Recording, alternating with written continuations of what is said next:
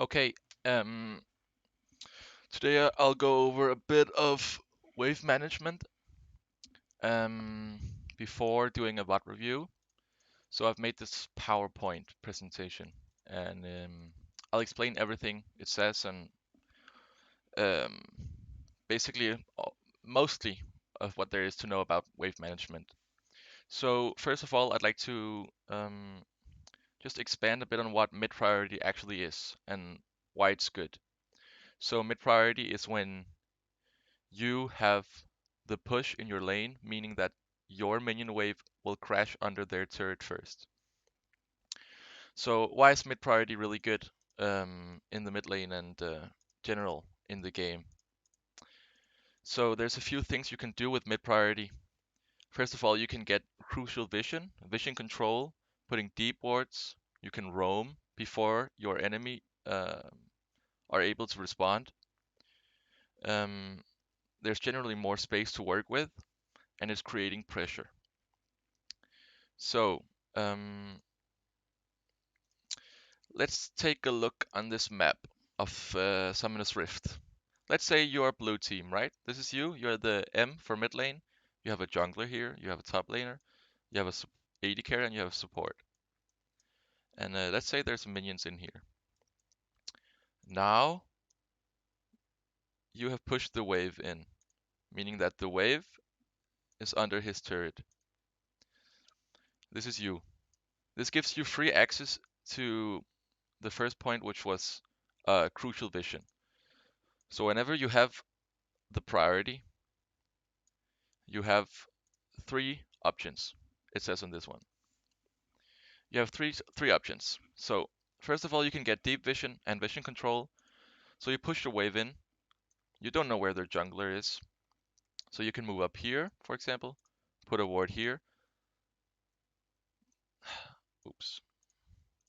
This means that whenever you go back to your wave, which will eventually come back to being in a neutral position in the middle, the wave will be here. Their jungler might be spotted on your ward, so he does the wolves and he does the raptors and then he goes to red. This lets your team know that not only for you that you can play aggressive and you know where he is, but it also lets your bot lane know if they can play aggressive. So maybe they can kill them. This guy might play safe a bit and it'll be like this. He's getting pushed in.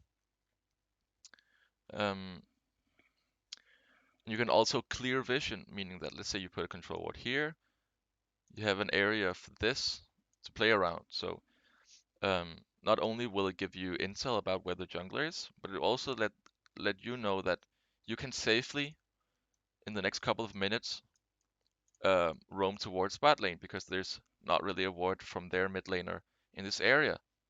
See, their bot lane might have a ward here or here,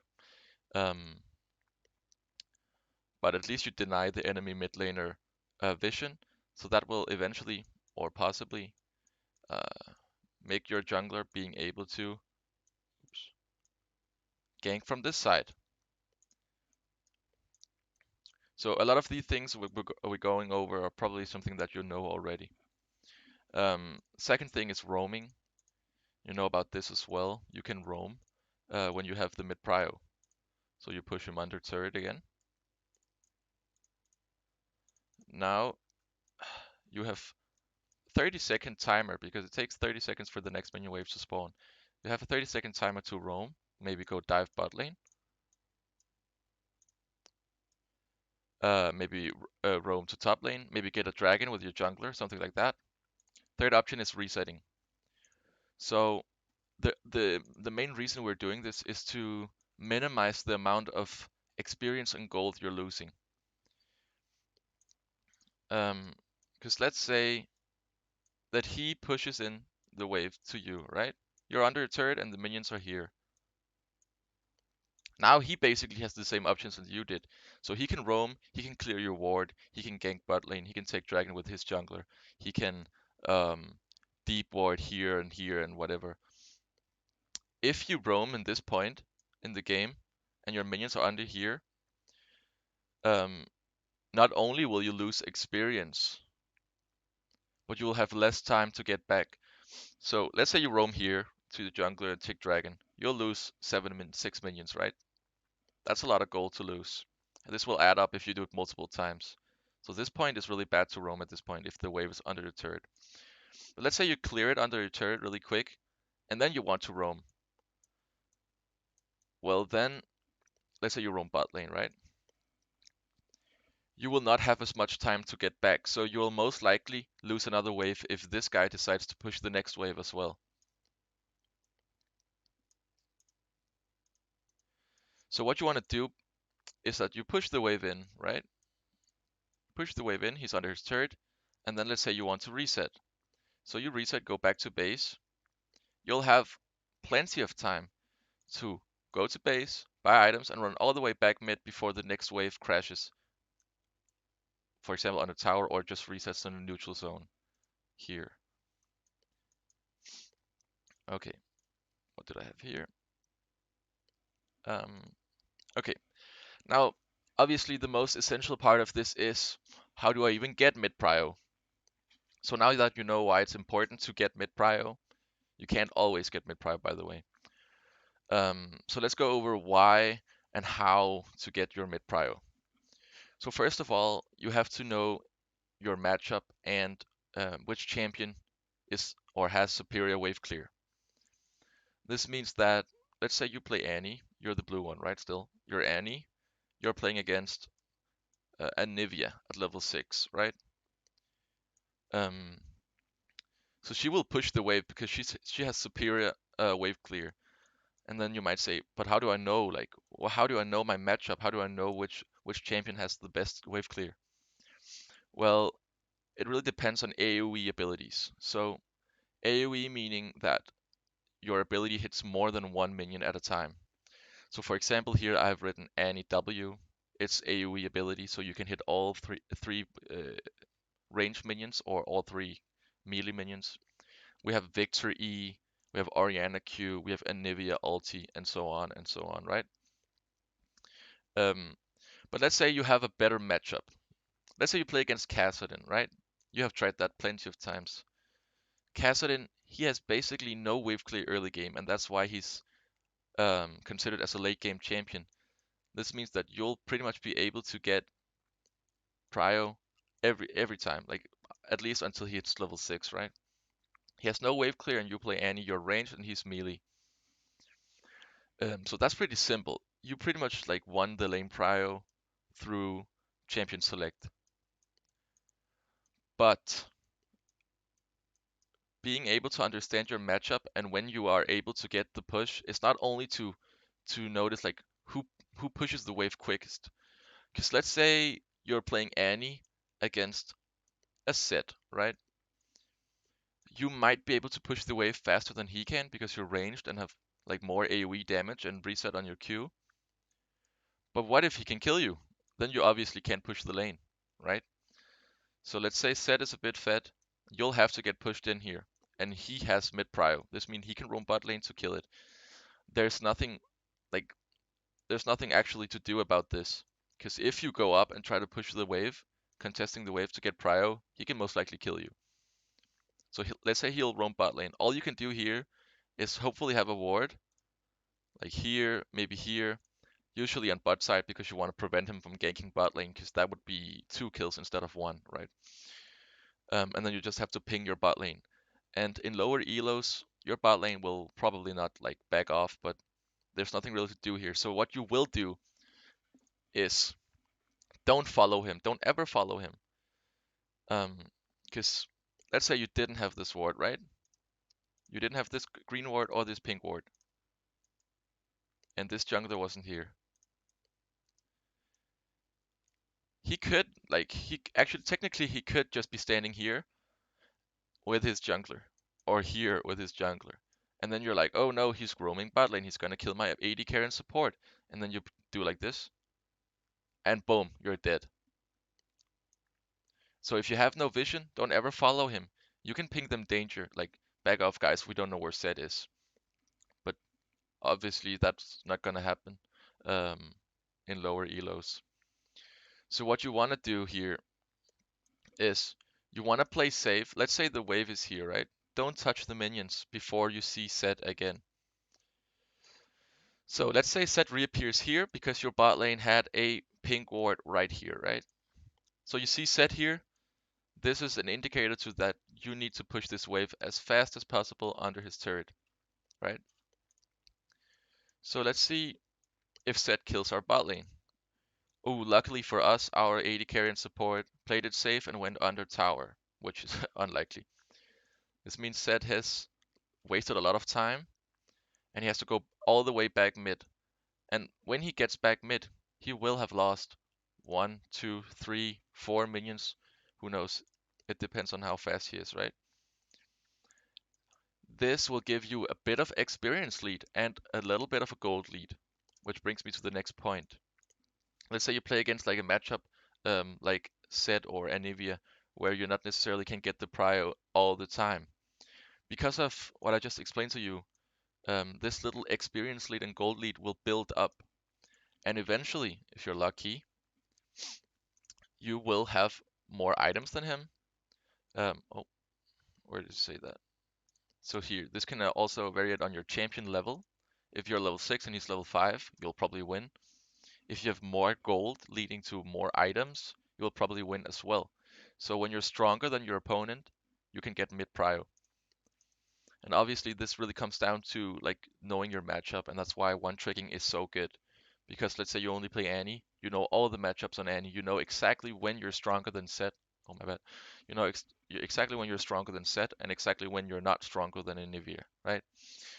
Um, and this is like this a huge fear in low elo is that when the mid laner is roaming, your enemy mid laner is roaming, you're getting spam pinged and flamed for not following, right? And there's nothing you can do about this, okay? Just mute them, mute their pings, mute their chat, mute their emotes, whatever you need to do. Play your own game and keep pushing the lane, but only when your opponent reappears on the map somewhere. Let's say your bot lane didn't even have a ward here, right? Or here, or whatever. So Zed he could be standing here, and your bot lane is here because they're stupid and they didn't ward or anything. You can't really push the wave because, I mean, this is, you have to take into account that this is very unlikely because the odds of their jungler and their mid laner being coordinated to set up a gank on mid lane is very unlikely like this, right? So he'll most likely be bot lane. But don't push the wave immediately. Wait till he reappears on bot lane and then push the wave and get some plate in gold, for example. So your bot lane died because they're stupid, right? Zed might have gotten 1 kill, maybe 2 kills, who knows. But you get the plating, 160 gold, maybe 2, 300 something. And it also depends, in this situation especially, let's say their jungler is Zac, right? He can go here and wave clear or even try to kill you. But let's be real, this guy will probably not kill you as Annie, right? Because he's a tank. Let's say it was maybe Kha'Zix. You have the stun. You're not really like that in danger. If you have flash, you can safely go for platings. If you don't have flash and their Kha'Zix is really fed, then consider not doing it, but just push the wave either way, right?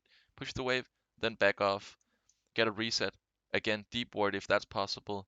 Take the enemy Raptor camp, maybe roam top lane. Try to constantly think about what to do when you've pushed your lane in. If you don't feel like your bot lane is gankable, uh, let's say that um, this is their bot lane and this is our bot lane. They're hogging their tower. You'll most likely not be able to gank these guys.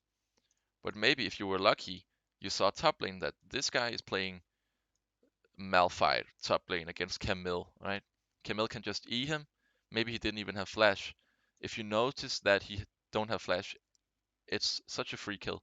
So you push the wave in, and then you just roam up here, and you get a free kill. And because you push the wave in, you'll actually be able to go all the way back mid lane and catch the wave under your tower without losing any experience or gold. Okay, and another point was map awareness. So this is relevant to getting mid prio because obviously you told me that you were afraid that Zac would gank you and you don't know when to push and how to push if you don't have vision. So this all like plays together because once you have a little bit of a snowball lead where you get mid prio, you can get this deep vision, and it's very likely you'll know where Zac is. Like I don't even track the jungler. I can't track the jungler, and the higher you get, the more like unpredictable their jungle route is gonna be, right? So map awareness. Obviously, sometimes there's a lot of factors playing into whenever to like push the wave if you don't know where the jungler is or not. Um, but generally play safe if you don't know where their jungler is. Not necessarily like don't touch the minions and go all the way back here and farm and give your mid laner free prio. Just play it slow, like let him push the first two minions, and then you can do like a freeze here if that's what you'd like. You can also make it crash, but it's like don't play it slow. You want to minimize the amount of time your opponent has to roam. Um, Another factor that plays into role when to play passive or not. Let's say your bot lane is winning super hard and your top lane is winning super hard, right? They're like this. There's no real reason for you to play aggressive, right? Because if your bot side wins and your top side wins, all you have to do to win this game is not feed. But let's say your bot lane lost really hard and your top lane lost really hard, and you're like, maybe I can kill this guy, but I don't know where their jungler is. Then obviously take the risk sometimes because if your bot lane is losing really hard and your top lane is losing really hard, that makes like you're the carry. You have to do something to get ahead and carry your team. But take this with caution. Obviously, don't play super risky. Calculated playing styles are always the best, but keep that in mind at least. Oh yeah, but as it says here, for example, you see the jungler ganking your top lane. You know that you can safely push your wave without getting ganked, right? This applies to every game pretty much. This is your top lane. He pushed them in, and their jungler was here, right? They're ganking him. You know where the jungler is. You can safely push this wave, right? Um, and also that I talked about last time was about like thinking of what you can do to extend your lead when you know that they're making a play somewhere in the map. So for example here, their jungler is on top side, then maybe look for a dragon. Your jungler can be bot side, you can go help him with dragon, right? Then it's gonna be no matter what, 1, 2, 3, 4, and if they contest, let's say they contest, they could do that in silver, I assume. They contest like this, and we have a mid lane as well. It's a 3v4. What are they gonna do? Unless you guys are really bad, you're probably gonna win that, right? Free dragon, maybe a few kills as well. This forces them to just stay mid and bot lane and do nothing. So respond to the enemy's plays by making your own plays. Think ahead. Think of what you want to do. Also think proactively. You see their jungler here? Do something on bot side. You see their jungler ganking your top laner? You might just have hit level 6. Go right in this brush. Right like this. Ping your jungler to come. Boom, 4-man dive on bot lane. Oh, then they're probably gonna get uh, a kill on top lane. Maybe a turret. Maybe Rift Herald. But you'll probably get double kill on bot lane. So one more kill, you'll get the turret as well, and you'll probably get the dragon. So in the end, this is worth, right? Even if this guy follows, it's still 4v3, and if you play correctly, like if you're level 6 and they're only level 5 and 4 because it's bot lane and they share experience, you'll win it. I think I have everything covered.